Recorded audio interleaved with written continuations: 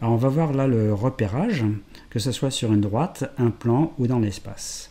Alors par exemple, commençons par une droite. On a une droite et on veut repérer un point de cette droite. Alors comment repère-t-on un point de cette droite? En lui associant en fait un nombre qu'on appellera l'abscisse. Pour cela, on doit disposer d'un point de cette droite et d'un vecteur directeur, que j'appelle U. Eh bien, le couple AU s'appelle un repère de la droite. Et si je prends n'importe quel point M ici de cette droite, eh bien je peux lui associer un nombre que j'appelle l'abscisse de M, tel que quoi? Tel que AM égale le vecteur AM, c'est X fois le vecteur U. Donc un nombre permet de repérer un point de la droite. Évidemment, ça dépend du repère qui a été choisi sur cette droite. Alors, de la même façon, on peut repérer un point du plan. Donc le plan ici est muni de ce qu'on appelle un repère. Donc un repère est constitué en fait d'un point, qu'on appellera l'origine, et d'un couple de vecteurs U et V non collinaires. Et donc on a le repère ici A, U, V. Donc un point M, on peut lui associer cette fois-ci un couple de coordonnées, abscisse, ordonnée.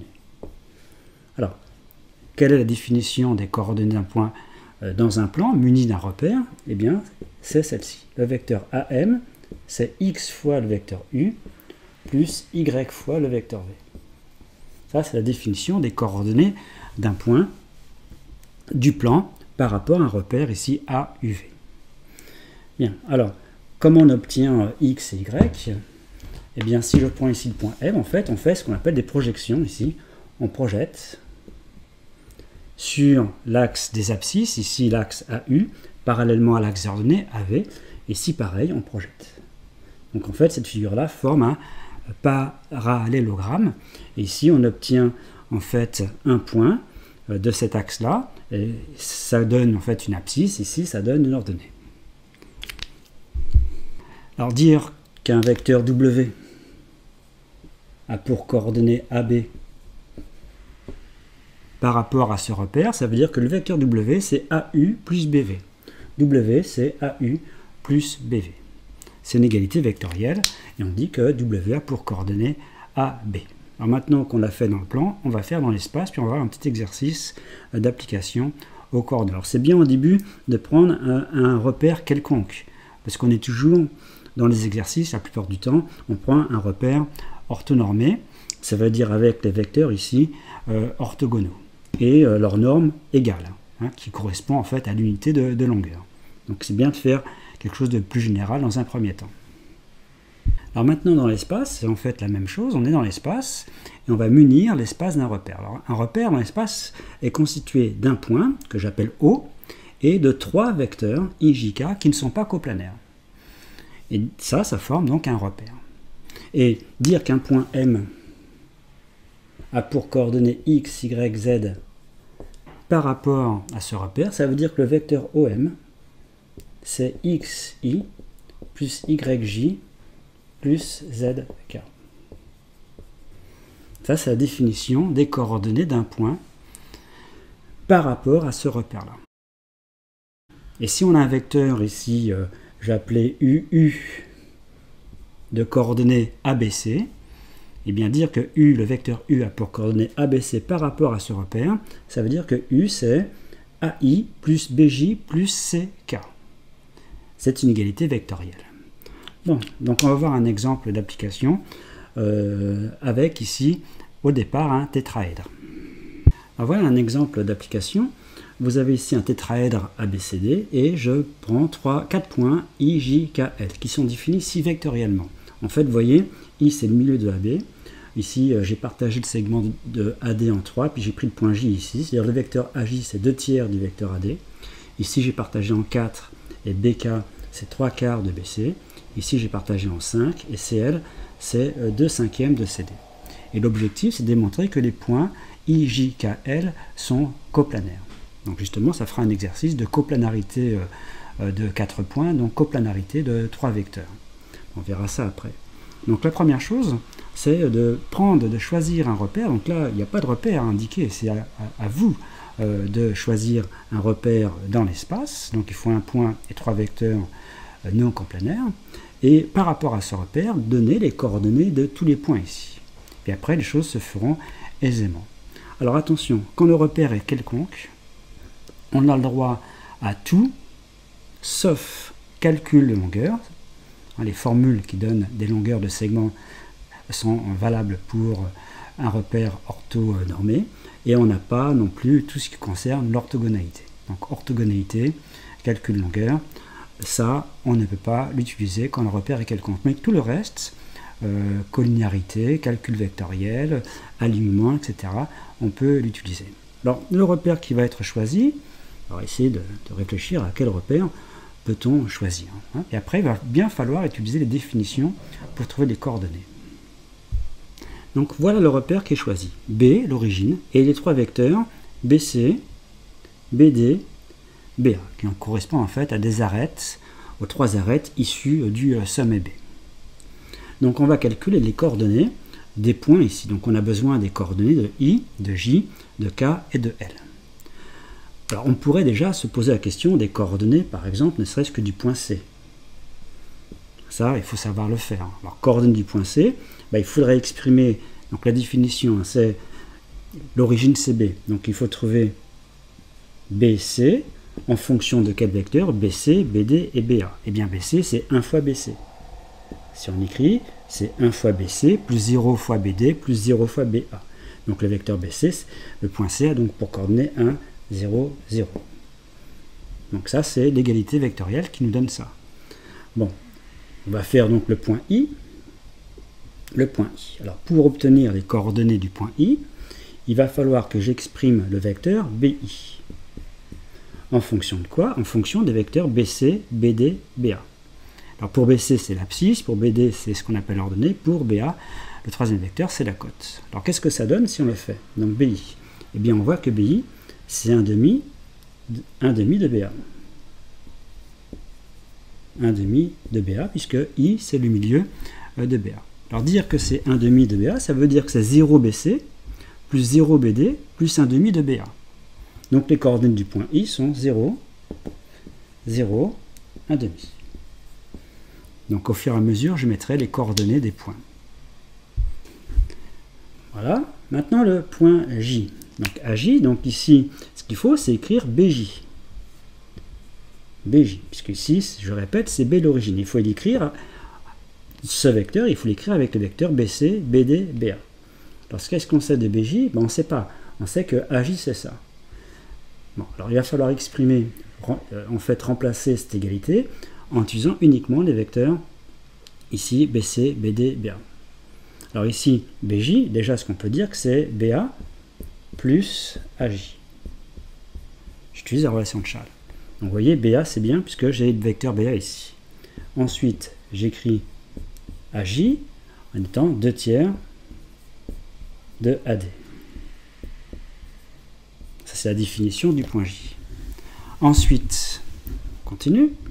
Donc je vais remplacer ici le vecteur AD, je ne l'ai pas.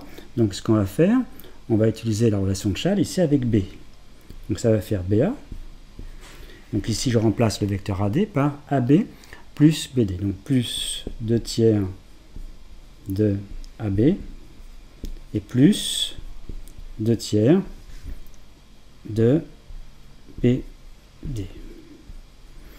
Bon, donc on va rassembler tout ce qui concerne le vecteur BA et BD. Donc vous voyez, j'ai bien BD, j'ai BA. Alors en BA, donc ici c'est moins 2 tiers de BA. Moins 2 tiers de BA plus BA, ça fait 1 tiers de BA.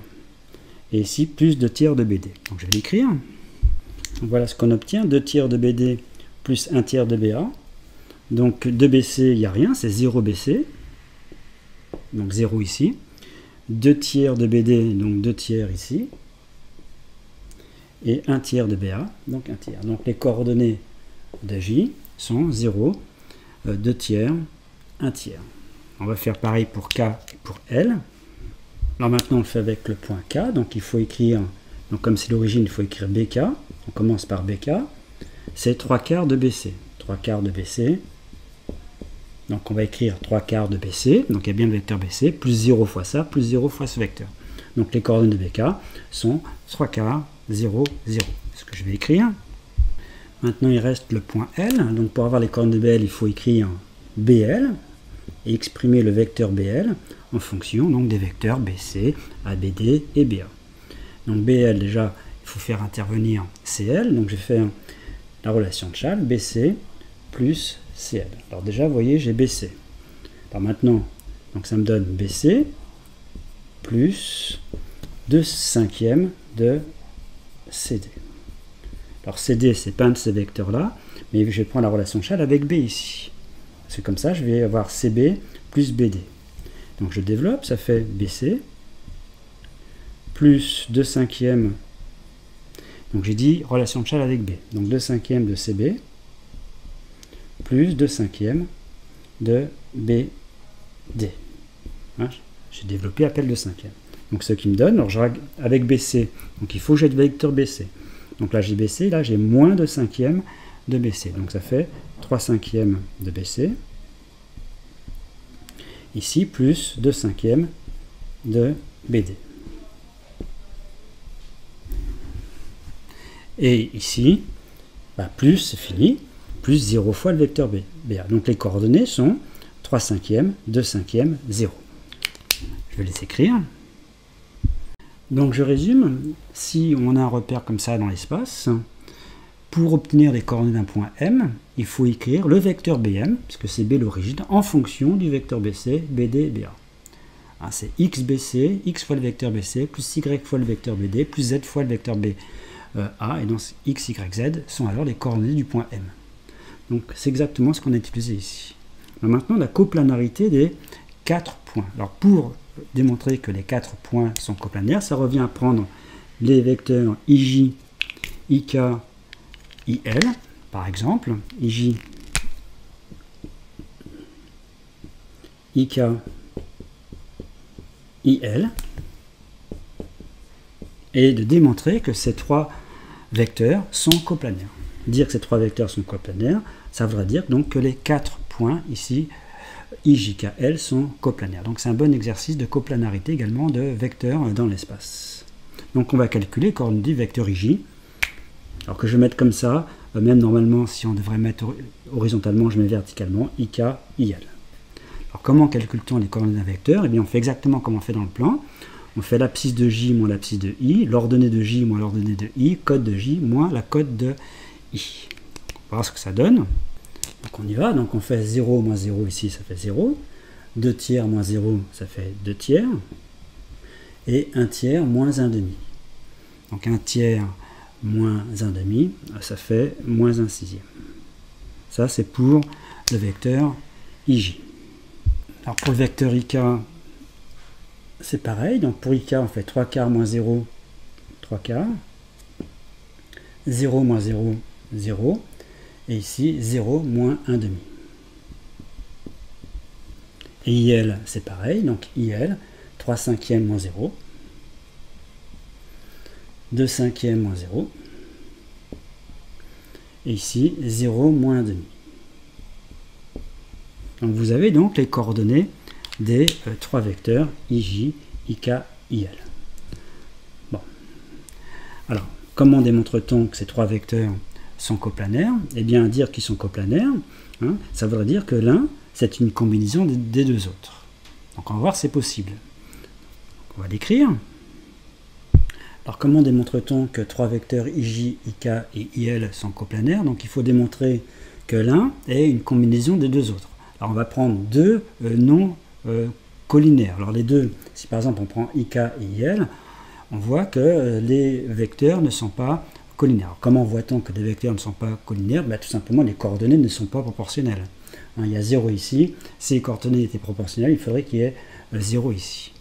Donc les vecteurs IK et IL ne sont pas collinaires, donc il faudrait pouvoir trouver deux réels A et B, tels que IJ égale A IK plus B IL. Hein? Donc si on peut trouver A et B vérifiant cette égalité vectorielle, ça voudra dire que ces trois vecteurs sont coplanaires. Et comme j'ai dit, dire que ces trois vecteurs sont coplanaires, comme à chaque fois il y a I ici, dire ce sont trois vecteurs d'un même plan, et vous avez ici le point I, donc ça veut dire que les points I, J, K, L sont bien eux-mêmes coplanaires. Donc il va falloir faire en fait ici un système, puisque le vecteur IJ, les coordonnées sont 0, 2 tiers, ici moins 1 sixième, et on va appliquer les formules que vous connaissez déjà dans le plan, sont les mêmes, donc on va faire A fois le vecteur IK, donc on multiplie par A ici, les coordonnées, donc ça fait ici 3 quarts de A, ici pareil avec IL, on multiplie par B, donc plus 3 cinquièmes de B, je prends l'abscisse, en fait ce que je fais, je prends l'abscisse de J, c'est A fois l'abscisse de IK, plus B fois l'abscisse de IL. Puis je fais pareil pour leur donner la cote. Donc ici, 2 tiers, c'est 0 fois A, donc ça fait, je vais le marquer, ça fait 0, plus, ici, 2 cinquièmes de B. Et pour le dernier, ça fait moins 1 sixième, égale, donc moins 1 demi de A, plus, ici j'ai encore moins 1 demi de B. Donc il faut résoudre ce système, c'est-à-dire qu'il faut trouver A et B, la solution de ces trois équations. En fait, ce qui se passe, c'est qu'on va en prendre deux, on va trouver A et B, il va falloir vérifier qu'avec la dernière, eh bien, la dernière est bien vérifiée avec ces valeurs trouvées pour A et pour B. Sinon, ça voudrait dire qu'on ne peut pas trouver A et B vérifiant ça, et donc ça voudrait dire que les points IJKL ne sont pas coplanaires. Donc on va faire des calculs. Alors déjà, je vais prendre uniquement ces deux dernières équations, donc là ça me permet de trouver B. Donc ça me fait B égale 2 tiers divisé par 2 cinquièmes, donc ça fait 2 tiers fois 5 demi, donc ça fait 5 tiers, donc B égale 5 tiers. Ici cette équation là, alors on peut simplifier, par exemple tout multiplié par moins 2, si je multiplie tout par moins 2, ici ça va me faire 1 tiers, donc ici ça va me donner A plus B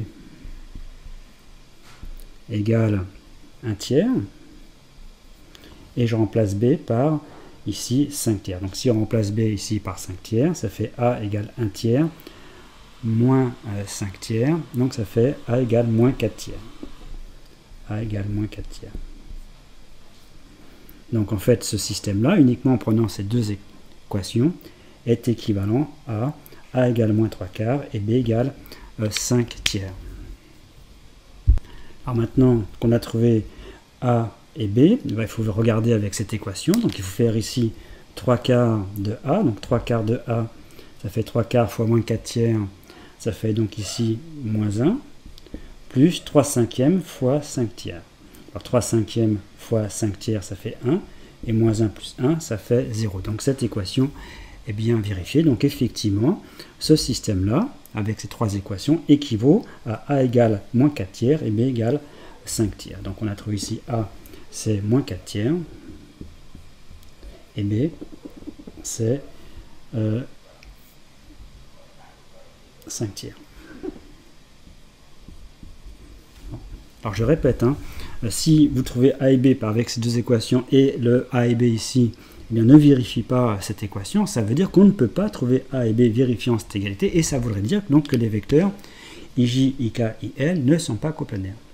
Donc là, ce n'est pas le cas, on a bien trouvé A et B vérifiant les trois équations, donc ça veut dire que ces trois vecteurs sont bien coplanaires, et donc les 4 points IJ, K, L sont eux-mêmes coplanaires. Donc voilà un exercice qui utilise des coordonnées, avec ici un repère quelconque.